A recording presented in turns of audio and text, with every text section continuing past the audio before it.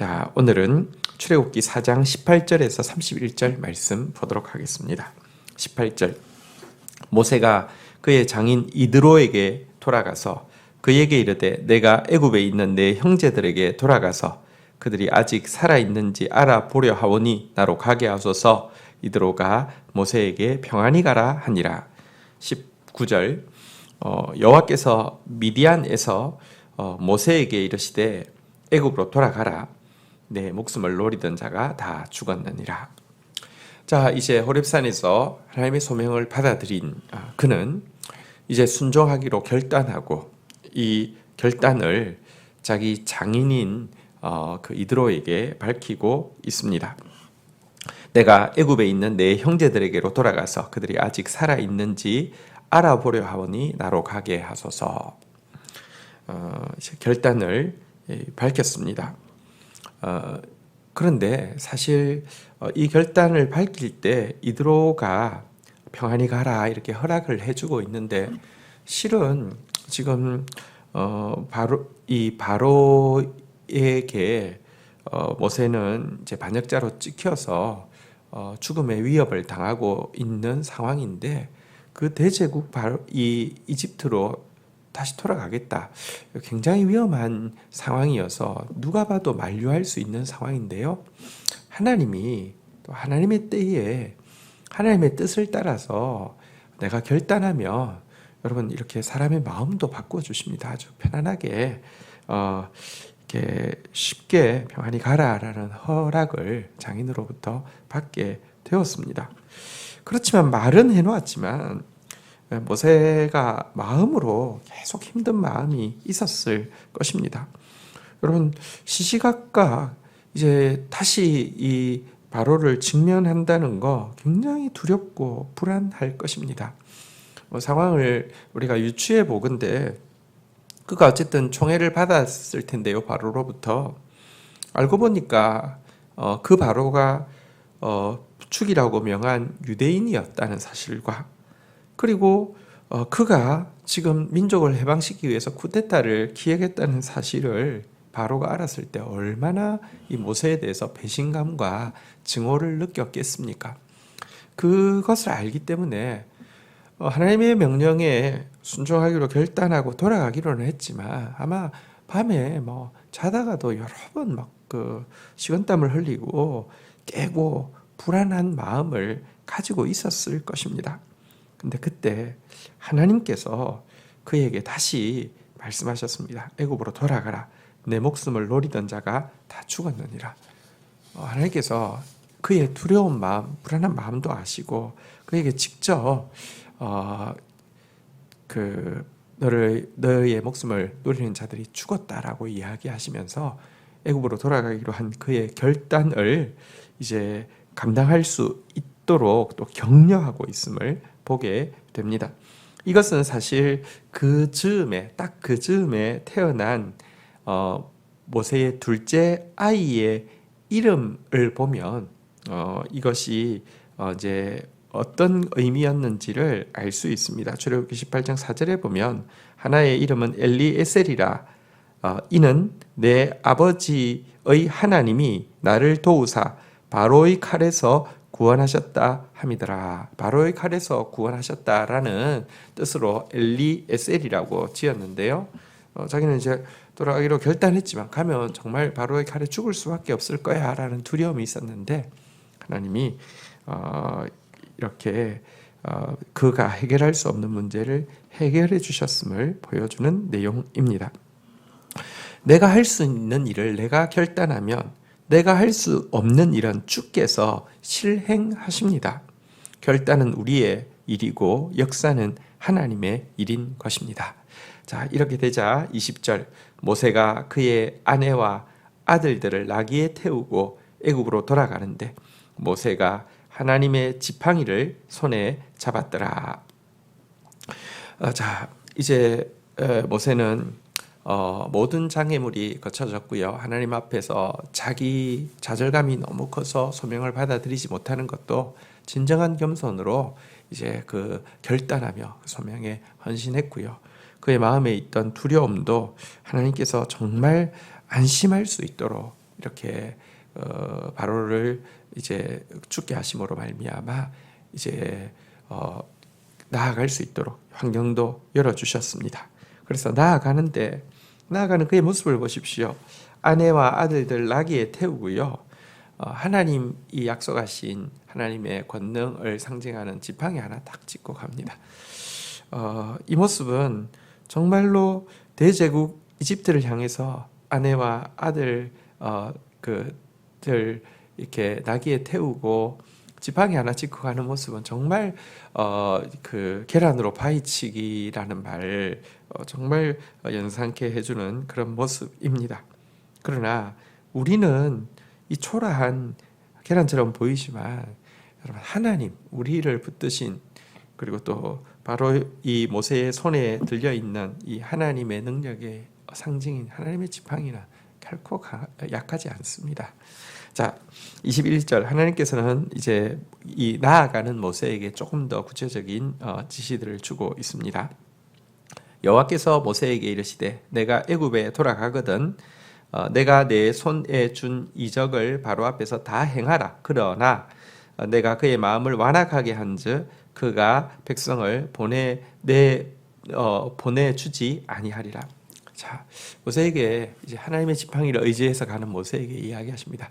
그래, 그 지팡이로 내가 약속한 이적을 다 행하라.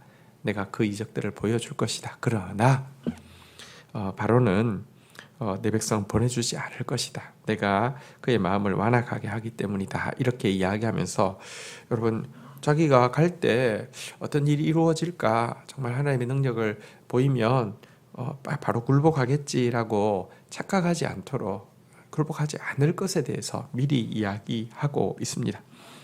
여기서 한 가지 좀 유념해야 보아야 될 표현은요. 내가 그의 마음을 완악하게 한즉 그가 백성을 보내주지 아니하리라고 하면서 마치 하나님께서 바로는 보내주고 싶은데 일부러 바로의 마음을 완악하게 해서 안 보내주는 것처럼 이렇게 독해할 수 있는 이 부분은 조금 유의해서 볼 필요가 있습니다. 출애굽기에 이제 여기뿐 아니라 10가지 재앙 때에도 보면 이 표현이 여러 번 나옵니다. 내가 그의 마음을 완악하게 한즉 하나님께서 바로의 마음을 완악하게 하셨다는 표현이 여러 번 나옵니다. 근데 이것이 한 10번 정도 나오는데요. 그런데 동일하게 바로가 자기의 마음을 완악하게 하였다. 그러니까 하나님이 아니라 바로가 자기 마음을 완악하게 했다는 표현도 거의 정확하게 똑같은 횟수로 한 10번 정도 나오고 있습니다.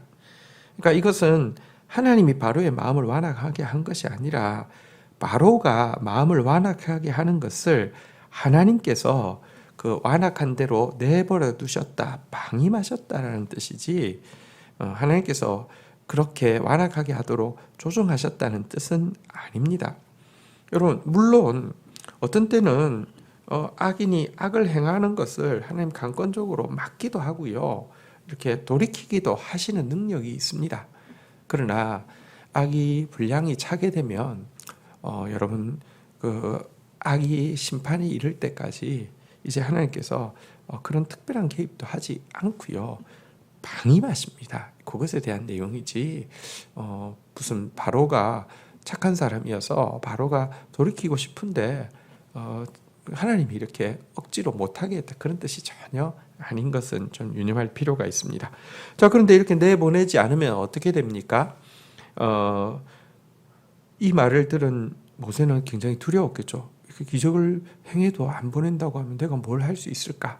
하나님은 그때 그가 바로에게 전할 심판의 말에 대한 내용도 미리 알려주고 있습니다.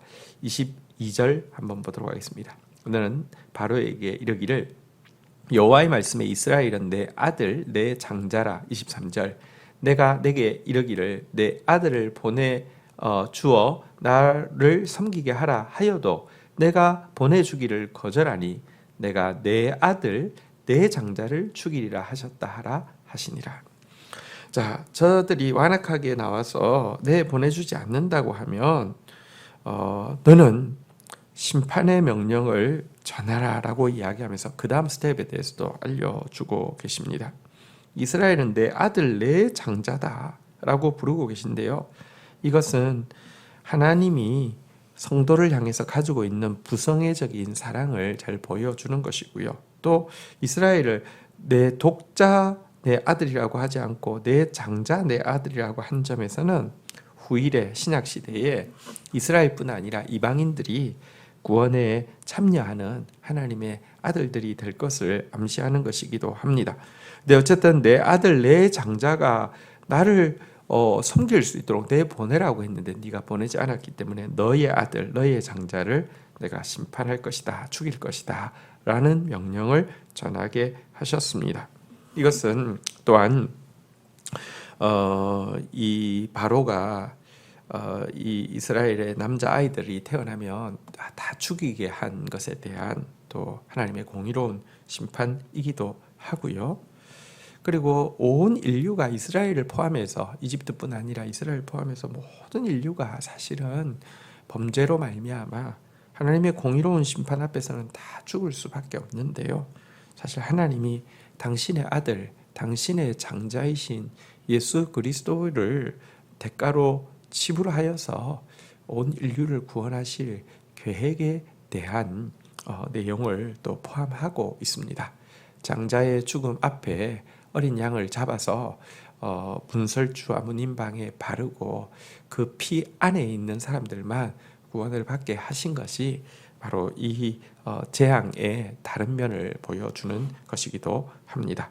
이처럼 이후에 있을 일에 대해서도 더 정확하게 알려주십니다. 우리가 결단하고 나가면 우리가 하지 못하는 일은 주님께서 이렇게 역사하셔서 행하시고요. 우리가 모르는 일에서는 주님께서 알려주셔서 할 말을 주십니다. 우리가 할 일은 순종하면서 나아가는 것입니다.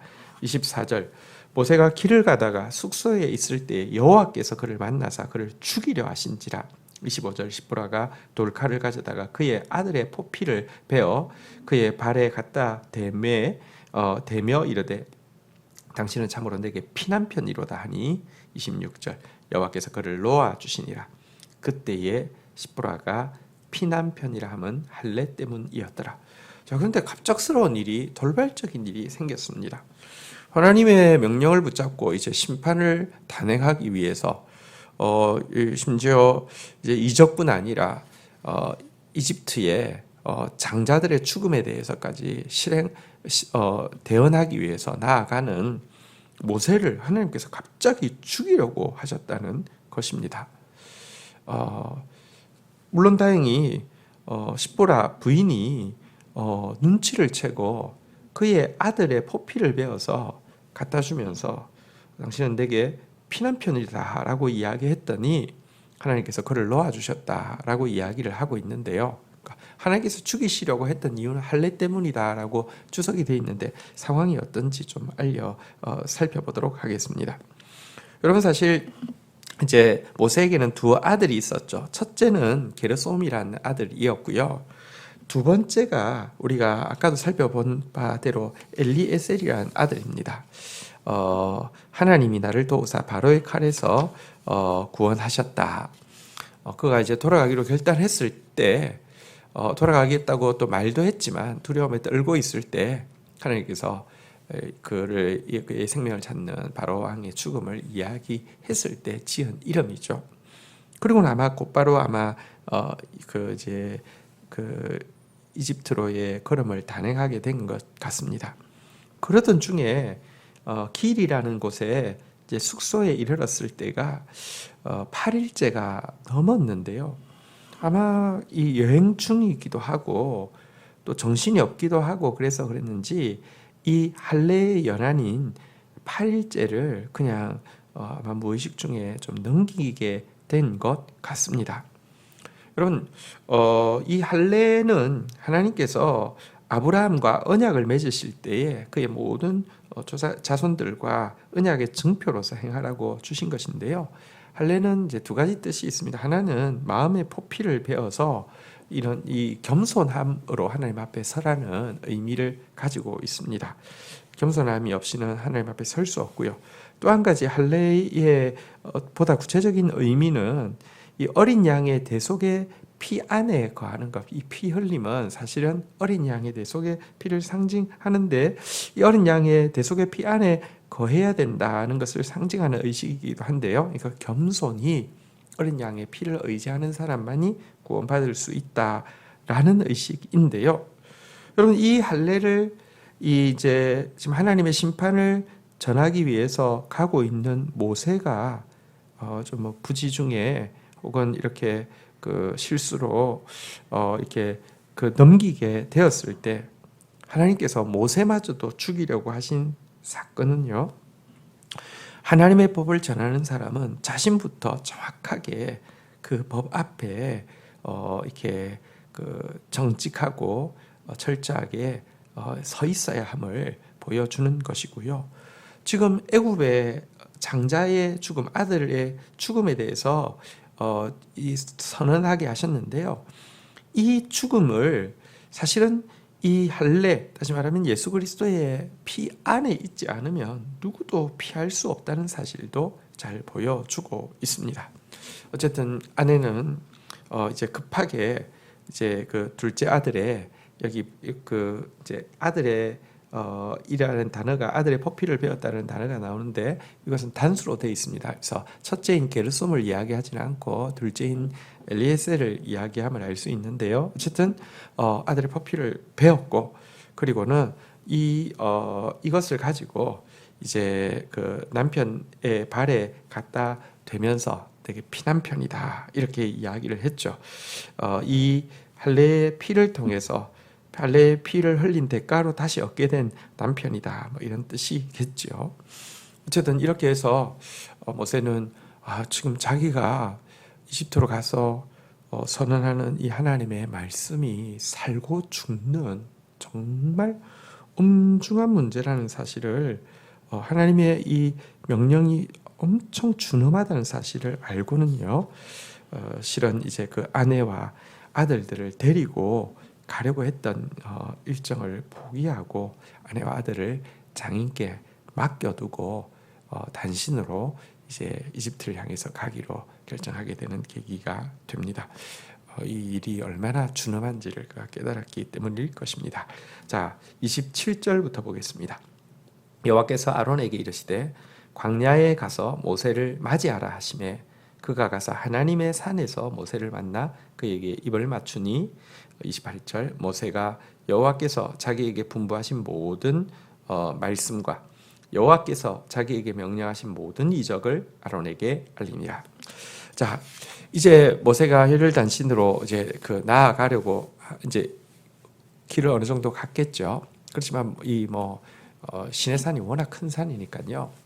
근데 하나님께서 모세에게 주신 약속대로 이제 그 아론을 노예 가운데 있는데 특이하게 이 광야로 나오게 하셔서 이 시내산까지 오게 하셔서 모세를 만나게 하셨습니다. 이것 역시 정말 놀라운 이적이죠. 하나님은 일하십니다. 자, 그리고 이 아론을 이제 그 아론이 모세를 만나서 모세를 맞이하게 하자 또 모세는 아론에게 하나님이 자기에게 분부하여 보내신 모든 말씀도 알려주고 자기에게 명령하여서 행하게 하신 모든 이적에 대해서도 알려주었습니다. 자, 그러자 이제 모세가 그 모세로부터 받은 말을 가지고 중개자와 대언자답게 아론이 일하기 시작합니다. 29절 30절 보도록 하겠습니다.